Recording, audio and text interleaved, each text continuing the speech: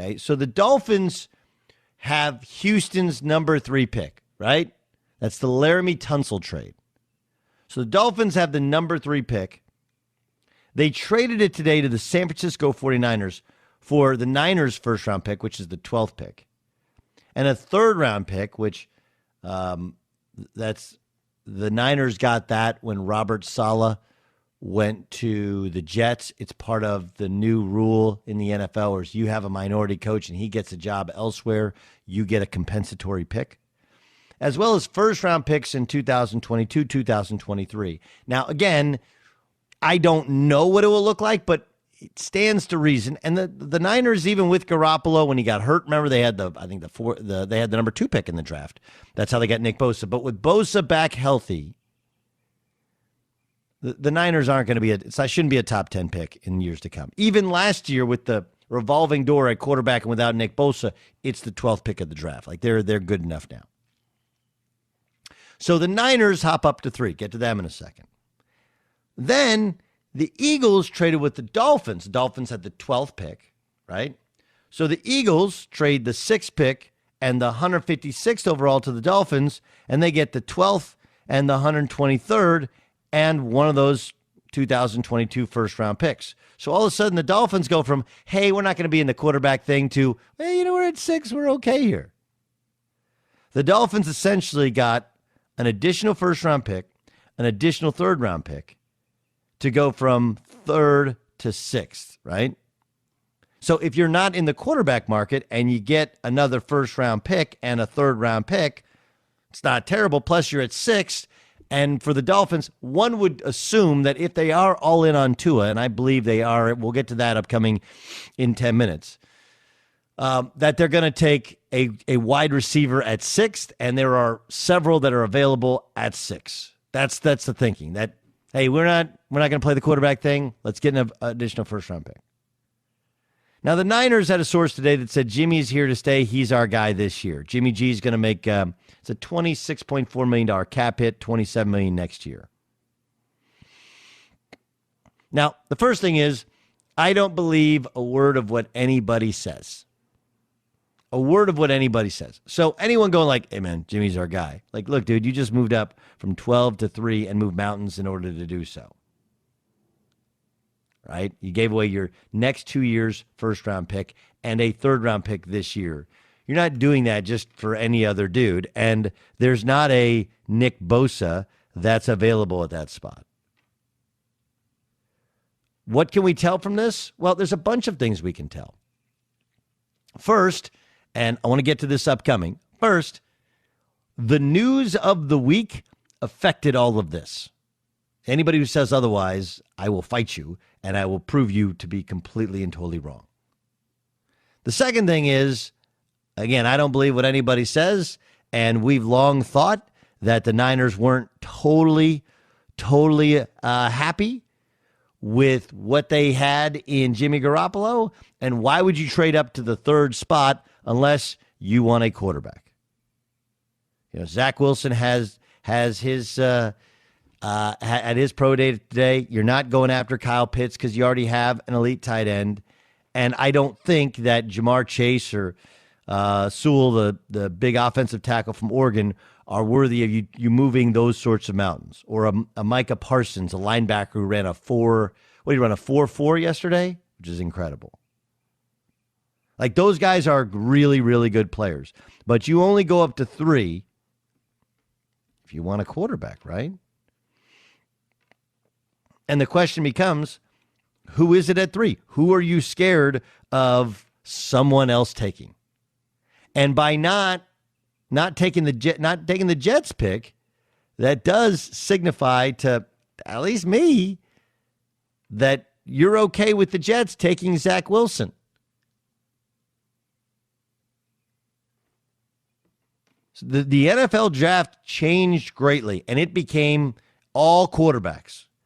Do I think that Justin Fields or Trey Lance should go 3rd in the NFL draft, or Mac Jones should go 3rd in the NFL? I don't. But again, I'm not the one evaluating. And if you look at how these teams are built, again, look at what the Patriots are trying to do. Hey, let's fill out our whole roster with a bunch of guys. Then Well, figure out the quarterback. Unless you have a superstar quarterback. And for Jimmy Garoppolo, they can say whatever they want to say, okay, but he's hurt all the time, and they didn't let him throw the ball in the NFC Championship game, and he missed on huge throws that could have won him a Super Bowl. You think Kyle Shanahan's forgotten that? Of course not. Right? This is John Lynch not too long ago. You know? Early, and then I went 8 years without missing a practice. So I believe that things can happen. I believe they will for him. And you know, I really believe that Jimmy is our guy. Yeah, he can believe Jimmy's our guy, but at some point you sit there and go like, come on, man. Come on. So, you know, I'm going to just sit here and go, the Niners don't trade up to 3 unless they feel like the Falcons or somebody else was going to get there. And they have to have a quarterback. No position player makes that much sense. There is no Nick Bosa available at 3. There is no guy that is that dramatic a game changer at 3 unless he's a quarterback. Okay? This draft really starts at 2, and then at 3 we'll have a complete understanding. But they had to hear that the Niners were moving that pick. And that means the Niners had to hear that the Dolphins were moving that pick, and they had to be concerned that somebody else was going to get their guy. Otherwise, you don't make that deal. Now, why would the Niners make that move now? Why did all this, and the Dolphins, and what triggered it? Go back a week ago. Ask yourself what you heard on the radio a week ago about Deshaun Watson. It was the Niners and the Broncos were his preferred destinations. Then you look at all the other stories which have happened with Deshaun Watson in the last week, and what I told you yesterday is now he's untradeable, right? He's unplayable and untradeable. So the Niners, like, we got to have a quarterback. We got to make a change. We thought we had a chance at Deshaun Watson. That was the part of the package for Deshaun Watson. It doesn't work. Like, let's move. What's the next thing? You can only sit in silence and be stunned at everything that's taken place for so long. Then you have to take action. They did.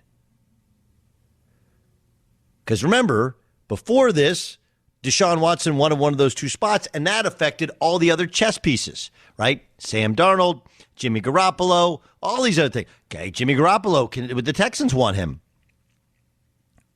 And now the Texans like, we got Tyrod Taylor, and we might or might not have Deshaun Watson. We just don't know. Like, you can't trade that piece. You can't move that piece. He is the immovable object. That's why now. All right, what's this all mean? Let's welcome in Adam Kaplan, our Fox Sports Radio NFL insider. First, when you saw the San Francisco deal with Miami, what was your immediate reaction? Well, I had been on record about 5 weeks ago saying that the Niners are going to draft a quarterback in the first or second round. I felt that the entire offseason. Obviously, I feel stronger about it now. But, you know, you mentioned they didn't trade up to 2, they traded up to 3, and that's the thing now. Because the Jets hold all the cards here for the quarterbacks in this draft. You're right, 100%. Trevor Lawrence is going number 1 to the Jaguars. They need their future quarterback, and Lawrence will be it. The draft, to me, starts at number 2 with the Jets. Now, here's the thing with the Jets. The Jets had told people that whether they trade out or then decide what they're going to do at number 2 early, well, they want to get through this pro day, and they want to get through all the pro days, and they make their decision. Well, Zach Wilson's going number 2. I'm just going to make the decision for them, Doug. He's going at number 2. Now, whether they take him or they trade out, and the Niners trade up from 3 to 2, or some other team trades up, Zach Wilson's going at number 2. Now, why do I say that? I've talked to easily 10 coaches, coordinators, quarterback coaches. There's not one that doesn't think Zach Wilson is the number 2 quarterback in this draft. That tells me everything I need to know. When NFL people, guys, all they do is grade and coach the quarterback position, tell me this, decision's made already. It's got to be Zach Wilson. Doesn't mean they're going to be right in 4 or 5 years when you and I evaluate this player. But based on their tape study and based on what they think, and they've been around him, this is who they believe is the second best quarterback in this draft. Okay, so why the Niners moving up means they want a quarterback. Who do they want? Yep. Well, they're not going to get Zach Wilson at number 3, barring a miracle. Okay? The next best quarterback, most people believe in this draft is Justin Fields from Ohio State. He's going to be a top 10 pick for sure, perhaps top 5. The Niners have to make the decision on who their guy is, and obviously they know who they like. We know Jimmy Garoppolo's still under contract, which he is through 2022.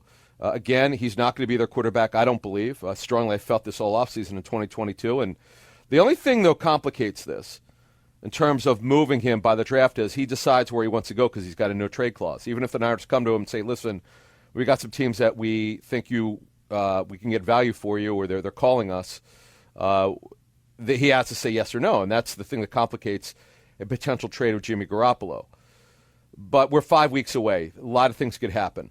But just like I saw in 2016 when the Eagles made a series of trades, if you remember, they traded from mid-first round, they traded with the Dolphins, and they traded up to number 2. And they did that. By the way, we should add, they knew that the Rams wanted Jared Goff. That is why they wound up trading to number 2. Now, do the Niners know who the Jets are going to take? I'm sure everyone thinks they're going to take Zach Wilson. But is Justin Fields their guy? My sense it would be that guy because you're not taking Kyle Pitts. I'm sorry. You're just not doing that. You don't trade up for a tight end. I don't care if he's a flex tight end or a special tight end. You just don't trade up for that type of player. You trade up only for a quarterback, and that's what they're going to do at 3 if they stay there. Doug Gottlieb Show here on Fox Sports Radio. So what then for Jimmy Garoppolo? Yeah, again, so moving that forward, most likely he's going to be with the roster this season. Why do I say that? He's got 2 years left. There's no guaranteed money. Easy contract to trade, but he holds the no-trade clause. A lot of people around the league think if he gets traded, it's going to be to New England. We know right now New England's trying to figure out who their future is at quarterback. Jimmy is not exactly old in quarterback years. Don't forget, quarterbacks play into the mid to late 30s very easily. Tom Brady turns 44 this summer in August. So in the end, Doug, with Jimmy G, I'm going to still say what I've felt all offseason. This will be his last year as a starter if he's not traded by the draft. The thing is not ability. It's his availability. Torn ACL, a series of 2 high ankle sprains last season, just not available. Oh, by the way, I'm told they were in it till the end for Joe Flacco. Flacco decided ultimately to sign with the Eagles. But no, all they wanted Flacco to be is their backup, just to be clear, for those quoting here. I'm just saying Flacco would have been their backup, their number 2 quarterback to Jimmy G, and obviously they were going to draft. They're drafting no matter what they do with Jimmy G. If he's there on the roster, they're drafting quarterback high, and that guy will be the future quarterback. How much of this was generated, the momentum generated, because it became obvious that Deshaun Watson was no longer even close to being potentially now like he's gone from Houston trade him to you can't trade for him in the last week. Well, I don't know that the Niners, I did not hear they were on him, but yes, you're taking away one guy could potentially could be traded. The Panthers and other teams have been in on that. Eagles, by the way, were or have been, but I think you could throw that out the window right now because of what you just mentioned and the off the field concerns. Teams need to know the truth with his situation, the stuff that's been alleged, the information that's out there. They have to figure out what the truth is, and you only have 5 weeks to figure that out. I mean, time now. You know, this is the issue with that situation is you cannot trade for a guy if you don't know if you're going to have him. So you could and here's the other thing. Here's another thing, another layer of this, which people need to start talking about. What are the Texans going to do at quarterback right now if they don't know if they're going to have Watson? That's another thing the Texans have to figure out. Can you imagine now being Nick Caserio, Doug, the new general manager, walking into this hornet's nest? You just don't know. I mean, it's well, one they got thing Tyrod Taylor, and I guess it's going to have to be Tyrod Taylor. Right, but that's not the future quarterback. Deshaun Watson's supposed to be. Not anymore. If you don't know if you're going to have him, so they need to get to the end if one of these teams had traded for him 2 weeks ago. Of course, exactly, because this thing just popped up over a week ago. Correct. How's the NFL perceive with this thing? Well, they are doing their investigation. If they think it's necessary, down the line he'll go on the commissioner's special exempt list, which means he cannot be with the football team while they keep going doing their investigation. They'll only do that if they think they need to, if they think there's something there that concerns them. And we're over the series of weeks, we're going to learn more about this. I'd probably say over the next 2 or 3 weeks, we'll get a better sense of where the situation's going. It's really remarkable, the accusations and that the timing of it all. But look, the allegations are pretty serious, and we're going to find out very soon. Get a little bit better of intel what's real and what's not. Adam Kaplan joining us on the Doug Gottlieb Show on Fox Sports Radio. It does seem like a foregone conclusion that Zach Wilson's going to be number 2 overall. Yep. So what happens to Sam Darnold? If they take him, okay, if they take Zach Wilson, it means one of two things. Sam Darnold will be traded during or before the draft. Oh, by the way, his 5th-year option is due right after the draft, so they obviously would not pick it up. So they would look to move him. So to draft Zach Wilson, they have to have a trade partner for Sam Darnold. You would think, because they're not going to eat up all that money with his 5th-year option. So that to me is the most likely scenario. But I could tell you from talking to teams that have watched his tape because they know he's available, his tape was not very good last season. Let's call it like it is. He dropped off. Now I understand there are reasons for it. No running game, offensive line less than average. 2 of their top receivers were hurt for a majority of the season. That's a problem. And he didn't have a lot of support, and the coaching there was not very good. But overall, the fact of the matter is Sam Darnold had a regression last season. That's a fact. I don't think that's anybody would argue with it. What's Chicago doing? Well, they definitely have interest in Deshaun Watson. At least they had. Told by multiple sources, they definitely have been in it for Watson. They had interest in Russell Wilson. The Seahawks, the inclination is not to trade him. Seahawks believe Russell Wilson, by the way. They think that they're going to work this out with him, at least for this season, that the offense they're going to run, which is finally a true West Coast offense, the routes will be shorter, more timing-based, and obviously they're going to run the ball, but this is going to force Russell Wilson to get rid of the ball faster instead of holding it as long as he normally does, so this will help him. But when you look at the Bears situation, Andy Dalton is a placeholder for one season, for right now, under this coaching staff.